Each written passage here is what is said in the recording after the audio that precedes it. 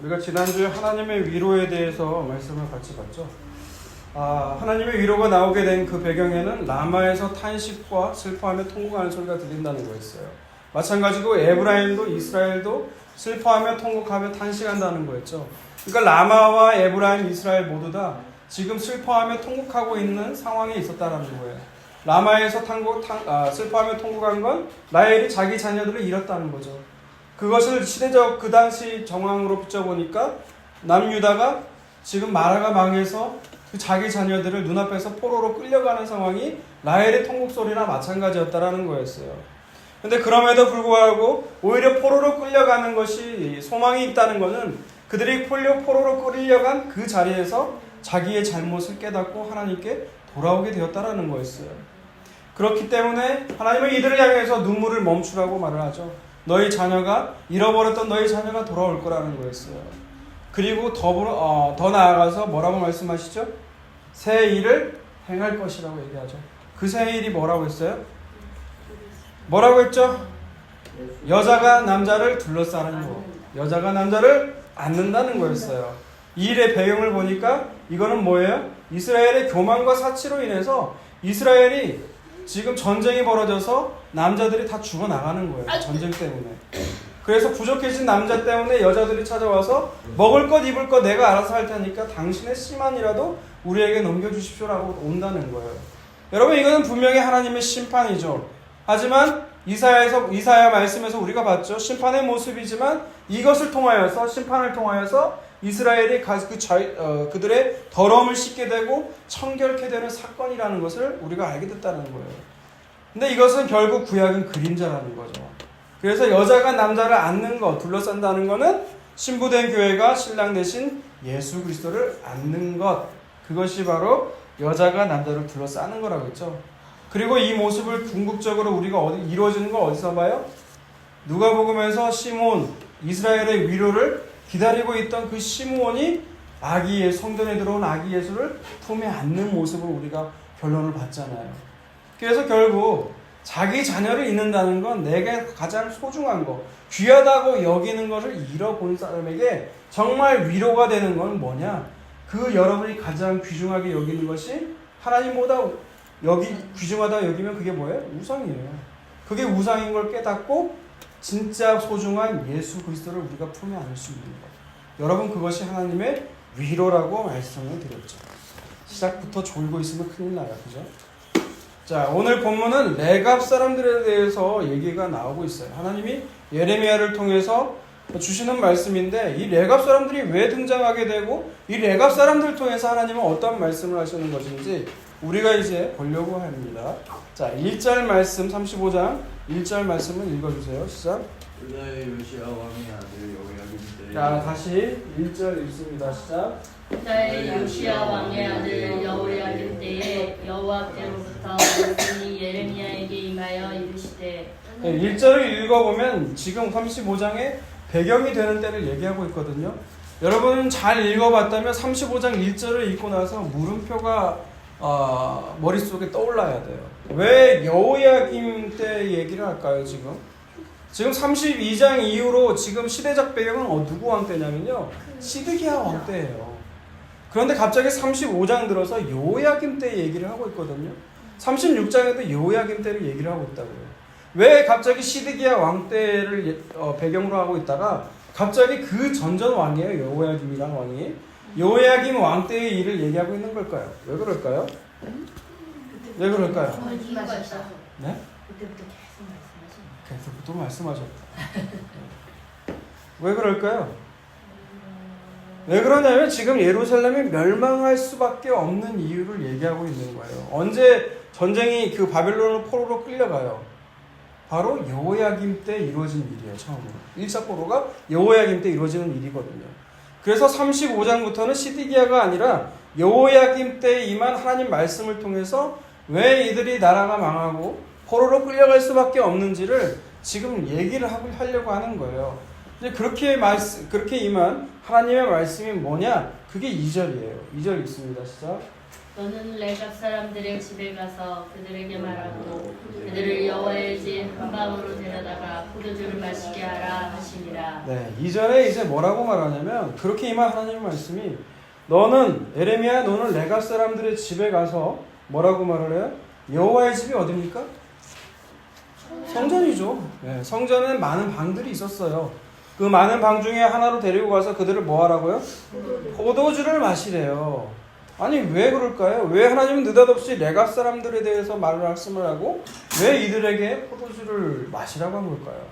여러분 이게 궁금하지 않으세요? 이 주제에 대해서 여러분 지금 답을 할 수 있다면 설교할 필요가 없어요. 왜 그럴까요? 네? 맞추게 된다면 여러분 원하는 거 들어줄게요. 네, 뭐라고? 뭘까요?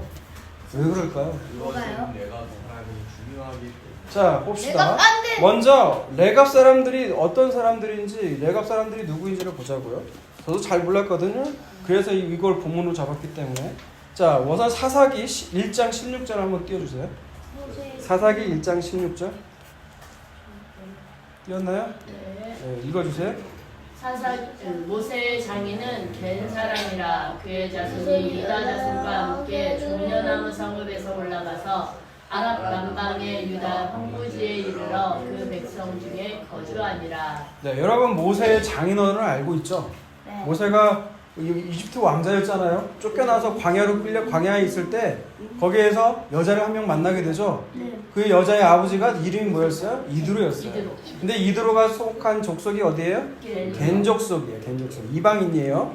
근데 이 겐 족속을 이걸 얘기하는 이유는 역대상 2장 55절을 보세요. 또. 야베스에 살던 소위관 종족과 시므아 종족과 스가 종족이니 이는 다 레갑 가문의 주사 한마디에서 나온 겐 종족이더라. 네, 다시 한번 읽어주실래요? 야베스에 살던 서기관 종족 곧 디락 종족과 스무아 종족과 스가 종족이니 이는 다 레갑 가문의 주사 한마디에서 나온 겐 종족이더라. 네, 이스라엘의 이 역대상 2장은 이스라엘의 지파에 대해서 쭉 가게 되어서 설명을 하고 있어요. 전체적으로. 근데 42절부터 갈렙의 자손이라고 해가지고 그 분류를 쭉 하고 있는 거거든요. 근데 55절 맨 마지막에 보니까 뭐라고 나와요? 야베스에 살고 있던 서기관 족속이 있는데 이들의 조상이 누구냐? 바로 레갑 가문에서 나왔다라는 거예요. 그리고 레갑 가문은 어디 족속에 속해요? 겐 족속에 속했다는 거죠. 그러니까 종합적으로 얘기를 해보면 장인 이드로가 속한 지파가 겐 족속 사람들이고 이 겐 족속의 일부가 누구냐? 레갑 사람들이라는 거예요. 그러니까 이들은 계속해서 유목민 생활을 해왔던 자들이에요. 목축업을 해가지고. 그러다가 출애굽 당시에 이스라엘에 편입됐다라는 것이죠. 그렇게 해서 쭉 유목민 생활을 하는데 더 재미난 건 뭐냐면 이들이 출애굽한 이후에 가나안에 들어가게 되면 정착 생활을 할 법만 하잖아요. 그죠? 가나안에 들어가게 됐으니까 이제 유목민 생활 멈추고 나라를 얻게 됐잖아요. 거기서 정착해서 농경 생활을 할 법만 한데 이들은 그 생활을 하지 않고 계속 유목민 생활을 했다라는 거예요. 근데 그런 그들을 지금 하나님은 뭐라고 해요? 에레미야를 시켜서 성전으로 불러서 포도주를 마시라고 한다는 거예요. 지금 더 궁금해지죠? 네, 계속해서 3절에서 오늘 보면 5절을 읽어볼게요. 시작. 이에 내가 하반 시냐의 손자여 에레미야의 아들인 야사냐와 그의 형제와 그의 모든 아들과 모든 레갑 사람들을 데리고 여호와의 집에 이르러 입다랴의 아들 하나님의 사람 하나님의 아들들의 방에 들였는데 그 방은 구관들의 방 곁이요 문을 지키는 살룸의 아들 마아세야의 방 위더라. 네. 3절에서 5절까지 읽어보니까 이 레갑 사람들을 데리고 성전의 한 방으로 데려가서 포도주와 잔을 놓고 마시라고 말을 하죠. 그러자 레갑 사람들이 어떻게 합니까? 6절에서 10절까지 읽습니다. 6절에서 그럼 5절부터 10절까지 읽어주세요. 시작. 내가 레갑 사람들의 후손들 앞에 포도주가 가득한 종지와 술잔을 놓고 마시라 권하매 그들이 이르되 우리는 포도주를 마시지 아니하겠노라. 레갑의 아들 우리 선조 요나답이 우리에게 명령하여 이르기를 너희와 너희 자손은 영원히 포도주를 마시지 말며 너희가 집도 짓지 말며 파종도 하지 말며 포도원을 소유하지도 말고 너희는 평생 동안 장막에 살아라. 그리하면 너희가 머물러 사는 땅에서 너희 생명이 길리라 하였으므로 계속 읽어주세요. 우리가 레갑의 아들 우리 선조 요나답이 우리에게 명령한 모든 말을 순종하여 우리와 우리 아내와 자녀가 평생 동안 포도주를 마시지 아니하며 살 집도 짓지 아니하며 포도원이나 밭이나 종자도 가지지 아니하고 장막에 살면서 우리 선조 요나답이 우리에게 명령한 대로 다 지켜 행하였노라. 네.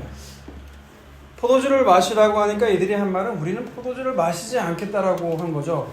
왜냐하면 우리 조상 레갑의 아들 요나답이라는 선조가 명령했다는 거예요. 뭐라고요? 영원히 포도주를 마시지 말라라는 거예요, 너희들. 근데 그 말만 한 게 아니죠. 네. 뭐라고 또 말을 하죠? 그 집도 짓지 말라는 거예요. 파종하지도 말라는 거예요. 파종은 뭐예요? 씨를 뿌리는 거죠. 그러니까 정착해가지고 농사 짓지 말라는 거예요. 그리고 포도원도 소유하지 말라는 거죠. 포도주뿐만이 아니라 아예 너희들은 포도원 자체를 가질 생각 말라는 거예요. 그리고 장막에 살라고 그런 거죠. 그러니까 요나답이 말한 명령은 뭐냐면 어디에도 정착하지 말고 농사 짓지 말고 떠돌면서 살라는 거예요. 그러니까 유목민으로 살라고 얘기를 하는 거죠. 그럼 여기서 여러분 궁금한 게 뭘까요? 요나답은 대체 누구길래 레갑 자손들에게 이러한 명령을 내린 거냐는 거예요. 그래서 성경에서 레갑의 아들이라고 검색을 하게 되면 세 인물이 나와요. 오늘 본문에 나오는 요나답이 나오게 되고요. 또 열왕기하 10장을 보게 되면 여호나답이라는 인물이 나오고 또 느헤미야에 나오는 말기야가 나와요. 그러면 여기서 걸려보아야 될 건 뭐냐면 시대적 배경이 지금 바벨론 포로에서 돌아온 때는 느헤미야 때잖아요. 그러니까 시대적 정황하고 맞지가 않죠. 그죠? 그래서 말기야는 우리가 볼 필요가 없어요. 왜냐면 지금 완전히 그 수백 년 전 시대 얘기잖아요, 지금. 네. 네. 그렇기 때문에 말기야는 해당이 안 되기 때문에 오늘 본문에 나온 요나답과 열왕기하 10장에 나오는 여호나답이 동일 인물인가라는 점이에요. 동일 인물일까요? 아닐까요? 맞아요. 얘 좀 단어가 비슷하잖아요. 여호나답, 요나답. 여호나답을 줄여서 요나답이라고 하거든요. 물론 히브리어로 에호나다브가 요나다브. 그러니까 얘 줄임말이 지금 축약형이 요나답이라는 거예요. 그러면 열왕기 그 뜻은 뭐냐면 여호와께서 촉구하신다라는 거거든요. 여호와께서 촉구하신다라는 거예요.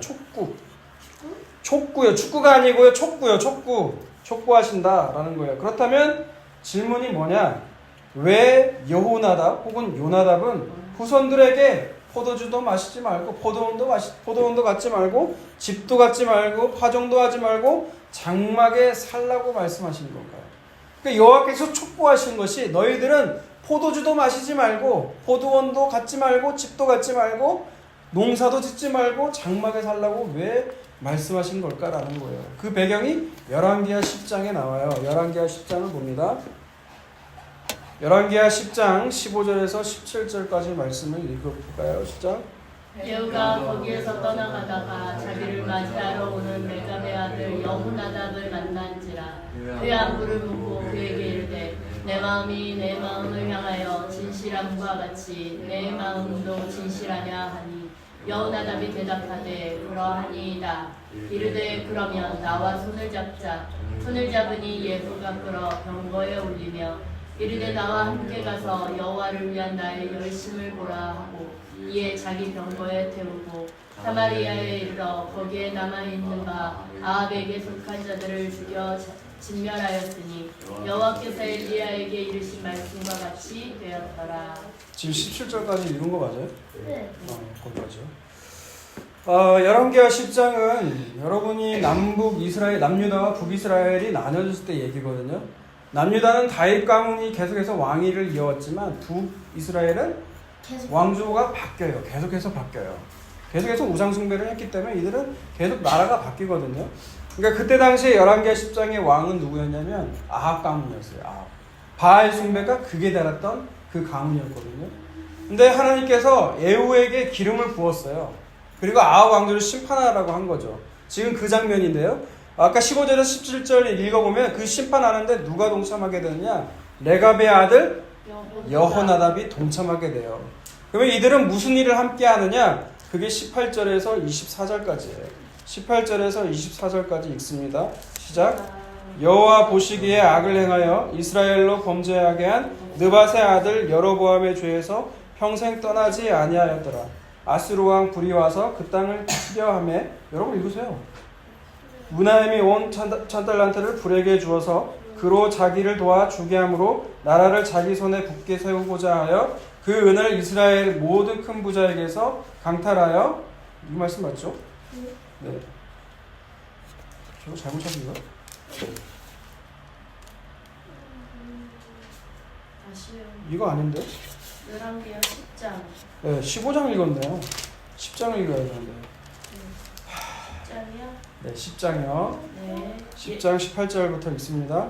예후가 뭇 백성을 모으고 그들에게 이르되 아합은 바알을 조금 섬겼으나 예후는 많이 섬기리라. 그러므로 내가 이제 큰 제사를 바알에게 드리고자 하니 바알의 모든 선지자와 모든 섬기는 자와 모든 제사장들을 한 사람도 빠뜨리지 말고 불러 내게 나오게 하라. 모든 오지 아니하는 자는 살려두지 아니하리라 하니 이는 예후가 바알을 섬기는 자를 멸하려 계책을 씁니다. 지금 속이는 거죠. 예후가 속여서 지금 바알을 섬기는 사람들을 모두 다 싹쓸이 하려고 지금 모으고 있는 거예요. 그 장면이죠. 그 다음 또 계속 있습니다. 20절에서 바알을 위하는 대회를 거룩히 열라함에 드디어 공포되었더라. 예후가 온 이스라엘에 사람을 두루 보냈더니 바알을 섬기는 모든 사람이 하나도 빠진 자가 없이 다 이르렀고 무리가 바알의 신당에 들어가매 바알의 신당 이쪽부터 저쪽까지 가득하였더라. 예후가 예복 맡은 자에게 이르되 예복을 내다가 바알을 섬기는 모든 자에게 주라 하매 그들에게 예복을 가져온지라. 예후가 레갑의 아들 여호나답과 더불어 바알의 신당에 들어가서 바알을 섬기는 자들에게 이르되 너희는 살펴보아 바알을 섬기는 자들만 여기 있게 하고 여호와의 종은 하나도 여기 나올 중에 있지 못하게 하라 하고 무리가 번제와 다른 제사를 드리려고 들어간 때에 예후가 80명을 밖에 두며 이르되 내가 너희 손에 넘겨주는 사람을 한 사람이라도 도망하게 하는 자는 자기의 생명으로 그 사람의 생명을 대신하리라. 아멘. 지금 레갑의 아들 여호나답이 예후와 더불어서 바알 숭배자들을 모으고 이들을 죽이는 일에 함께 동참했다라는 거예요. 이게 성경에 나와 있지는 않지만 아마 이 일이 요나답에게 강력한 영향을 끼쳤다는 거죠. 후손들에게 가나안에 정착하지 말라는 거예요. 포도주를 마시지 말고 포도원도 소유하지 말고 집도 짓지 말고 파종도 하지 말고 장막에 살라고 한 것은 아마 이 일이 배경이 되어서 이 끔찍한 일이잖아요. 칼로 그 사람들을 수많은 사람들을 도륙하는 것인데 그러니까 바알 숭배로 인해서 끔찍한 하나님의 심판을 자신들의 손으로 직접 행하고 눈으로 목격하고 나니까 중요한 것이 이제 무엇인지를 이들이 알았다라는 것이죠. 여러분 이스라엘이 나라가 망하고 바벨론에 왜 포로로 끌려가고 있어요? 그건 바로 이스라엘이 하나님만 섬겨야 되는데 하나님이 아니라 우상을 숭배했기 때문에 그렇죠. 그 중에서도 바알 숭배를 멈추지를 못해요. 왜 그럴까요? 바알이 상징하는 게 풍요와 다산이에요. 여러분 이 땅에서 성공하고 떵떵거리며 살고 싶죠? 그러고 살고 싶지 않은 사람 아무도 없어요. 다 그렇게 살기를 원해요. 그렇기 때문에 바알로부터 벗어날 수가 없는 거예요. 교회에서는 그걸 축복이라고 생각을 해요. 이 땅에서 잘 먹고 잘 사는 것, 보란듯이 사는 것, 여러분 그것이 하나님의 축복인가요? 하나님의 복은 예수 그리스도를 믿는 거예요. 그 아들 한 분만으로 만족하면서 살아가는 거예요. 여러분 부자가 되고 싶으면 열심히 일하세요. 학생들이라면 열심히 공부하세요. 하나님한테 기도해가지고 갑자기 막 성적이 뛰어오르는 그런 기도하지 말고요. 그게 바알이에요. 바알. 그런데 이 풍요와 다산을 지금 레갑의 아들은 여호나답은 복이 아니라는 것을 이 심판을 통해서 겪었다라는 거예요. 모든 바알 숭배자들은 하나님의 심판을 목격하고 바알 숭배자들이 하나님의 심판을 목격하고 나니까 후손들에게 너희는 정착하지 말고 차라리 유목민으로 떠돌며 살라는 거예요. 그런데 여러분 이게 하나님이 명령하신 거예요? 명령하신 게 아니라는 거예요. 중요한 건. 그 후손들은 수백 년이 지나서도 그 명령을 지키며 살았다라는 거예요. 여러분 이 모습이 너무 대조되고 있잖아요. 이 출애굽해가지고 광야에서 불순종하고 이렇게 살면 안 되겠구나. 이스라엘도 알았어요? 몰랐어요? 알았지만 수백 년이 지나서 또 나라가 우상 숭배해서 지금 나라가 망하고 있잖아요. 이 모습이 지금 이방인인 레갑과 하나님의 백성이라고 하는 이스라엘의 모습과 너무 대조가 되고 있잖아요, 지금. 자, 다시 본문으로 돌아와서 11절과 12절을 봅니다. 11절과 12절. 그러나 바벨론의 느부갓네살 왕이 이 땅에 올라왔을 때에 우리가 말하기를 갈대아인의 군대와 수리아인의 군대를 피하여 예루살렘으로 가자 하고 우리가 예루살렘에 살았노라. 그때 여호와의 말씀이 예레미야에게 임하여 이르시되라고 하고 있죠. 11절의 말씀은 그렇게 유목민으로 생활하던 이 레갑 자손도 지금 전쟁이 다가오니까 성 안으로 들어와야 될 거 아니에요. 그래서 예루살렘 성 안에 들어와 있어요. 그리고 그에게 그 예레미야가 말했죠. 포도주를 마시라고 하니까 포도주를 안 마시겠다고 한 바로 그때라는 거예요. 바로 그때 하나님 말씀하시는 거예요. 이 레갑 자손을 향해서 뭐라고 말씀하시냐? 13절에서 16절까지 읽어봅시다. 시작. 만군의 여호와 이스라엘의 하나님께서 이와 같이 말씀하시니라. 너는 가서 유다 사람들과 예루살렘 주민에게 이르기를 너희가 내 말을 들으며 교훈을 받지 아니하겠느냐. 여호와의 말씀이니라. 레갑의 아들 요나답이 그의 자손에게 포도주를 마시지 말라 한 그 명령은 실행되었도다. 그들은 그 선주의 명령을 순종하여 오늘까지 마시지 아니하거늘 내가 너희에게 말하고 끊임없이 말하여도 너희는 내게 순종하지 아니하도다. 내가 내 종 모든 선지자를 너희에게 보내고 끊임없이 보내며 이르기를 너희는 이제 각기 악한 길에서 돌이켜 행위를 고치고 다른 신을 따라 그를 섬기지 말라. 그리하면 너희는 내가 너희와 너희 선조에게 준 이 땅에 살리라 하여도 너희가 귀를 기울이지 아니하며 내게 순종하지 아니하였느니라. 레갑의 아들 요나답의 자손은 그의 선조가 그들에게 명령한 그 명령을 지켜 행하나 이 백성은 내게 순종하지 아니하도다. 네, 13절에서 16절에 보면 유다와 예루살렘 주민에게 말을 하는 거죠. 레갑 사람들은 이방인이에요. 그죠? 이방인이고 하나님 직접 명령하신 것도 아니에요. 그 선조인 조상 중에 하나인 요나답이 명령한 거거든요. 그런데 수백 년이 지난 지금까지도 그걸 잘 지키고 있다라는 거예요. 그런데 하물며 율법을 받은 너희들 이스라엘은 어떻게 그렇게 끊임없이 말을 하고 순종하지도 않냐는 거죠. 선지자를 끊임없이 보내도 그 길에서 돌이키지도 않는다는 거예요. 그러면 유다와 예루살렘 주민에게 행해야 될 일은 마지막이 뭘까요? 심판이에요, 심판. 17절 있습니다. 시작. 그러므로 만군의 여호와 이스라엘의 하나님께서 이와 같이 말씀하시니라. 보라, 내가 유다와 예루살렘의 모든 주민에게 내게 그들에게 대하여 선포한 모든 재앙을 내리리니 이는 내가 그들에게 말하여도 듣지 아니하여 불러도 대답하지 아니함이라 하셨다. 아멘. 말해도 듣지 않으면 어떻게 해야 돼요? 하나님 말씀하신 대로 심판, 모든 재앙이 임하는 거죠. 우리 부모가 자식을 기를 때 자녀들이 말을 해도 듣지를 않아요. 말을 아예 들어 처먹지도 않아요. 그러면 어떻게 해야 돼요? 포기해야 돼요. 네? 포기해야 돼요. 포기를 해야 돼요? 부모는 포기할 수가 없죠. 부모는 포기할 수가 없어요, 여러분. 그 자녀에 대해서 깨달을 때까지 몽둥이를 드는 거예요. 그리고 안 되면 충격요법으로 집에서 내쫓기도 하죠. 근데 그 목적은 뭐예요? 돌아오라는 거죠. 돌아오라는 거. 하나님도 이스라엘이 미워서 하는 게 아니에요. 너희가 약속을 맺었고 하나님 포기할 수가 없어요, 이스라엘을. 그들을 끝까지 포기할 수가 없는 거예요, 지금. 이들에게 레갑이라는 가문을 대조시켜서 지금 충격요법을 쓰고 계시는 거예요. 이런 이방인도 지키고 있는데 너희는 지금 뭐 하냐는 것이죠.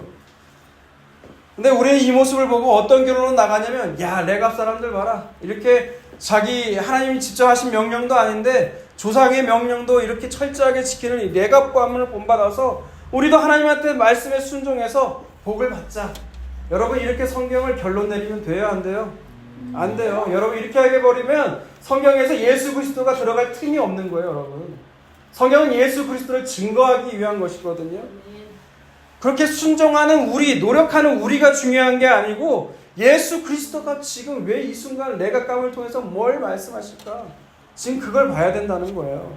그러면 어떻게 해야 되느냐? 이렇게 불순종하고 그렇게 선지자를 보내서 돌아오라고 말해도 듣지 않은 이스라엘의 완악함과 완고한 모습을 통해서 여러분, 내 모습을 봐야 돼요. 내 모습을. 하나님이 그렇게 말씀하였는데도 듣지를 않는다. 그걸 통해서 인간의 죄가 무엇인지, 그리고 내가 내 노력으로는 도저히 하나님의 말씀을 모든 명령을 행할 수가 없구나. 그래서 갈라디아서 3장 10절과 11절을 읽어보세요. 자꾸 그런 식이면 오늘 오후에 축구 못해요. 갈라디아서 3장 10절 11절. 무릇 율법 행위에 속한 자들은 저주 아래에 있나니 기록된 바 누구든지 율법책에 기록된 대로 모든 일을 항상 행하지 아니하는 자는 저주 아래에 있는 자라 하였습니다. 네, 11절까지 읽은 건가요? 여기까지 네? 없다고요. 없다고요? 찾겠습니다. 네, 찾겠습니다. 그러면 갈라디아서 3장 10절과 11절 다시 읽겠습니다. 갈라디아서 3장 10절과 11절. 무릇 율법의 행위에 속한 자들은 저주 아래 있나니 기록된 바 누구든지 율법책에 기록된 대로 모든 일을 항상 행하지 아니하는 자는 저주 아래 있는 자라 하였습니다. 또 하나님 앞에서 아무도 율법으로 말미암아 의롭게 되지 못할 것이 분명하니 이는 의인이 믿음으로 살리라 하였습니다. 아멘. 이 말씀을 왜 읽는 걸까요? 율법으로는 아무도 의롭지 못한다는 거예요. 율법을 지켜 의롭다함을 받고 싶으면 모든 말씀들을 다 지켜야 된다는 거예요. 그 중에 하나라도 어기면 어떻게 돼요? 저주 아래 놓인다는 거예요. 그래서 이제 되는 것은 뭘로 되는 것이냐? 율법으로 의롭게 되는 것이 아니라 믿음으로 의롭게 된다는 거예요. 이 일 때문에 예수님이 이 땅에 오신 거라는 거죠. 그렇다면 오늘 본문을 다시 넘어가서 하나님이 직접 명령하신 것도 아니고 조상이 명령한 걸 지킨 레갑 사람들을 그럼 우리는 어떤 시선으로 봐야 되느냐는 거예요. 어떻게 봐야 되느냐는 거죠. 그것은 이방인 레갑 사람들이 이스라엘보다 뛰어난 게 아니에요. 그들이 그 조상의 명령 하나도 지킬 수 있었다는 건 여러분 그건 하나님의 은혜라고밖에 설명을 못해요. 여러분. 반면에 유대인은 그 출애굽에서 그 많은 광야에서 많은 사건들을 겪었음에도 불구하고 어떻게 살아요? 끊임없는 우상 숭배로 살잖아요. 명령 하나 못 지키잖아요. 그런데 뭐 레갑 가문의 레갑 사람들은 뭐 얼마나 뛰어나서 그들보다 뛰어나서 그런 것이냐? 아니요. 그건 하나님의 은혜라고밖에 말을 못 한다는 거예요. 여러분 요나답이라고 해서 가나안에 정착해서 농사짓고 풍요롭게 살고 싶지 않겠어요? 그런데 하나님보다 풍요와 다산이라는 바알 숭배하는 이스라엘을 하나님이 그렇게 심판하시는 모습을 보고 그 하나님을 경험하고 나니까 정말 중요한 게 무엇인지를 알았다는 거예요. 여러분 그것이 하나님의 은혜라는 거죠. 여러분 하나님이 우리 역사 가운데 우리 가운데 살길 원하면서 깨닫기를 원하는 건 여러분 그걸 깨달으라는 거예요. 하나님은 정말 썩지 않는 것 영원한 것이 무엇인지 여러분 삶 가운데 알기를 원하신다는 거예요. 그리고 하나님은 이 레갑 사람들에 대해서 또 말씀하시죠. 오늘 본문 18절 19절을 읽습니다. 시작. 예레미야가 레갑 사람의 가문에게 이르되 만군의 여호와 이스라엘의 하나님께서 이와 같이 말씀하시기를 너희가 너희 선조 요나답의 명령을 순종하여 그의 모든 규율을 지키며 그가 너희에게 명령한 것을 행하였도다. 그러므로 만군의 여호와 이스라엘의 하나님께서 이와 같이 말씀하시니라 레갑의 아들 요나답에게서 내 앞에 설 사람이 영원히 끊어지지 아니하리라 하시니라. 네, 하나님이 직접 한 명령도 아니지만 선조의 명령을 잘 지킨 레갑 사람들에게 뭐라고 말씀하세요? 레갑의 아들 요나답에게서 내 앞에서 설 사람이 영원히 끊어지지 않겠다라는 거예요. 내 앞은 뭐예요? 내 앞에 서는 건 여호와 앞에시죠. 여호와 앞에서 선 사람이 누구예요? 여호와 앞에 기름 부음 받은 사람이잖아요. 여호와 앞에 기름 부음 받은 사람이 누구예요? 어떤 직종이에요? 왕. 또 선지자. 그렇죠. 제사장. 뭘 많은 걸 알고 있어요. 왕과 제사장 선지자들이에요. 하지만 왕과 제사장 이스라엘 역사 가운데 보면 왕, 제사장, 선지자라고 할지라도 여호와 앞에 영원히 서지 못한다는 거예요. 그들 모두 다 심판을 받더라는 거죠. 하나님의 율법대로 말씀대로 다스려야 될 왕이 나와야 되는데 자기의 욕심대로 다스리잖아요. 그렇죠? 그리고 백성과 하나님 사이에 중재 역할을 해야 될 제사장이 사건으로 타락을 해버리죠. 하나님 말씀을 바르게 전해야 될 선지자 중에서 거짓 선지자가 나오게 되죠. 백성들이 듣고 싶어하는 말을 전하는 그런 거짓 선지자들이 나오게 되잖아요. 다 실패했다라는 거예요. 그러면 레갑 가문이라도 말씀대로 영원히 끊겨지지 않았을까요? 아니. 여러분 레갑 사람들이 지금 어디에 모여 있어요? 예루살렘 성에 모여 있어요. 이들이 바벨론이 쳐들어오게 돼서 이 사람들은 또 뿔뿔이 흩어져요. 그럼 하나님 앞에 영원히 쓸 사람은 없는 거거든요.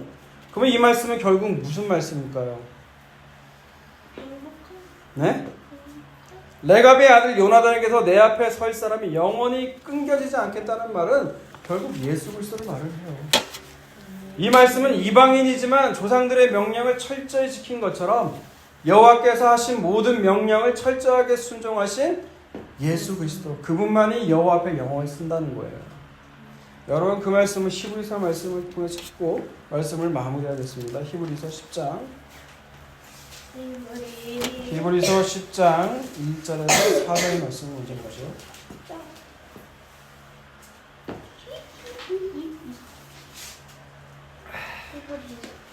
율법은 장차 올 좋은 일의 그림자일 뿐이요 참 형상이 아니므로 해마다 드리는 언제나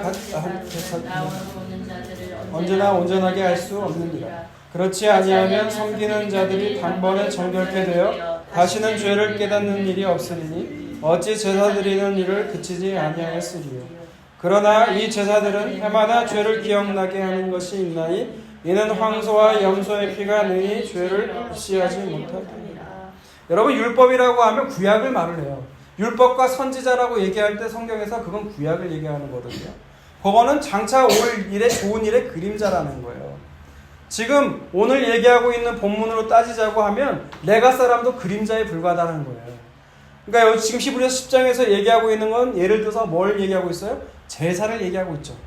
제사가 있어 왔지만 그 제사가 죄를 해결해 주지는 못한다는 거예요. 언제까지나 그 제사를 드릴 때마다 우리의 죄가 무엇인지를 깨닫게 해주는 역할만 할 뿐이지 그 죄를 능히 해결할 수 없다는 거예요. 그 죄를 해결하는 그 제사를 진짜 온몸으로 드린 그 예수 그리스도가 실체라는 걸 얘기하고 있는 것이죠. 예, 마찬가지예요. 여러분, 레갑 사람들이 어떻게 살았어요?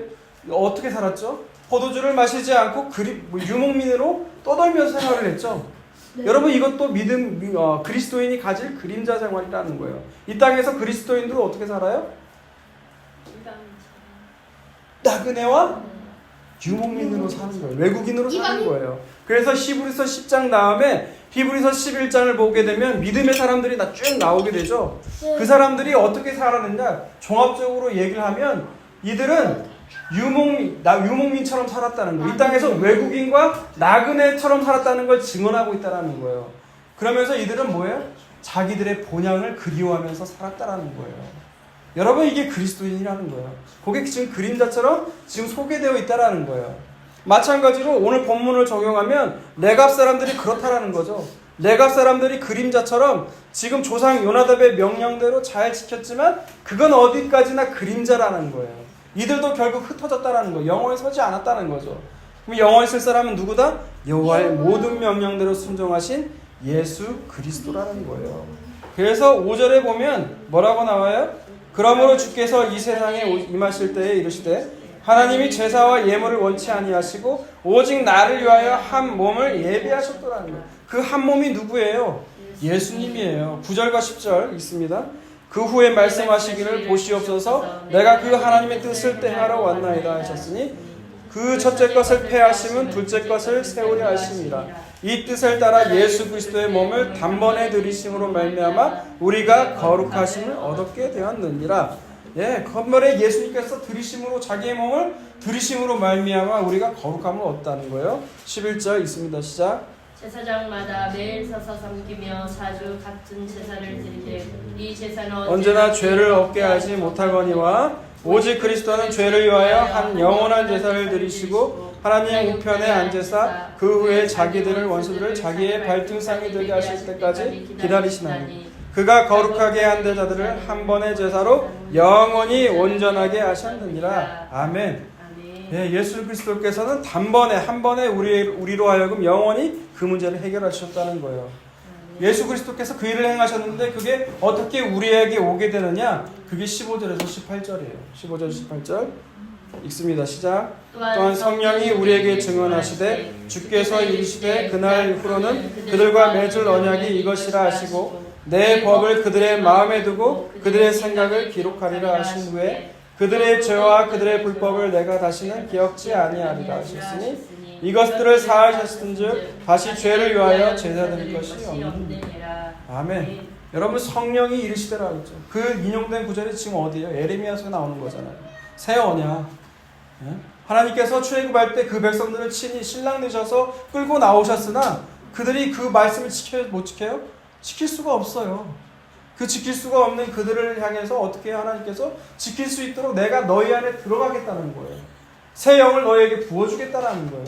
부어주시려면 어떻게 해야 돼요? 하나님 인간이 육체의 모양으로 오셔서 자기가 죽으셔야 되는 거예요. 여러분 그것이 십자가 사건이잖아요. 그의 성령이 되셔서 우리에게 부어셔서 우리 안에 들어오셔서 역사하시는 거거든요. 자, 오늘 본문을 보면요, 레갑 사람들이 등장하죠. 그 레갑 사람들이 하나님이 포도주 마시라고 했는데 여러분 율법상에 의하면 포도주 마시고 안 마시고는 상관없어요. 예. 마시고 안 마시고는 마셔도 되는 거예요. 얼마든지. 하지만 레갑 사람들은 어떻게 해요? 그걸 거부해요.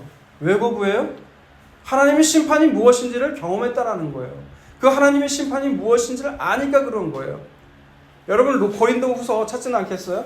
5장에 고린도후서 5장을 가게 되면 하나님께서 뭐라고 바울 선지자가 바울 사도가 뭐라고 얘기하냐면 이 모든 이후에는 하나님의 심판이 기다리고 있다는 거예요.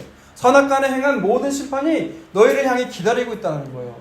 근데 그 장면을 어디하고 연결하냐면 우리가 장막집이라는 거죠. 이 장막집은 육체의 장막집은 언젠가 허물어져야 된다는 거예요. 허물어진다는 거예요.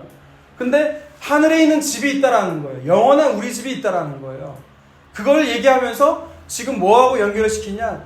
앞으로 너희들이 이 육체의 장막집은 언젠간 허물어질 것이지만 너희들은 위에 있는 장막집을 바라보며 살아야 된다는 얘기를 해요. 그러면서 이 육체에 있는 기간 동안 너희들이 행한 모든 것들을 다 심판할 날이 온다고 말씀한다고요. 레갑 자손들은 그것을 기억했다는 거예요, 여러분. 그림자이지만 레갑 자손들은 그게 두려웠다라는 거예요. 여러분 가운데 하나님의 심판을 두려워하는 모습이 있으세요? 여러분의 행한 모든 일들이 철저하게 기록되어 있다는 걸 알고 계시냐고요. 레갑 자손들은 그걸 알았다는 거예요. 하나님의 심판을 두려워할 줄 알았다는 거예요. 여러분 이방인도 그렇게 사는데 정작 하나님의 백성이라고 하는 너희들은 지금 뭐하고 있냐는 거예요. 지금 하나님이 책망하고 계신다는 거죠. 아까도 말씀드렸지만 레갑 사람들도 언제까지나 우리가 본보기는 아니에요. 실체가 아니에요. 그림자일 뿐이죠. 하지만 그 조상들의 명령을 철저히 지키는 레갑 사람들처럼 하나님의 모든 명령들을 다 순종하신 예수 그리스도만이 우리 앞 영원히 설 것이고 또한 우리도 그 예수 그리스도 안에서 있기 때문에 우리도 하나님 앞에 선다는 거예요. 그게 복인 줄 알며 살아가시는 저와 여러분이 다 되시기를 주님의 이름으로 축복합니다. 아멘.